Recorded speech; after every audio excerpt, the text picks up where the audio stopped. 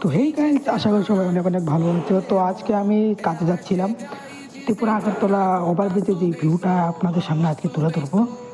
ত্রিপুরা আগরতলা যে ওভারব্রিজটি হয়েছে এটার ভিউটা কেমন, এবং এই ওভারব্রিজে উঠলে একটা সেই রকম একটা ফিল আসে। সবচেয়ে বেশি হলে ভোরবেলা বা রাত্রে 12টার সময় উঠলে সবচেয়ে আরও বেশি ভালো লাগে। তো দেরি না করে আপনাদের সবাই এই ভিডিওটা মন দিয়ে দেখুন। ভিডিও ভালো লাগলে লাইক, সাবস্ক্রাইব এবং সাবস্ক্রাইব করতে থাকবেন আমাদেরকে।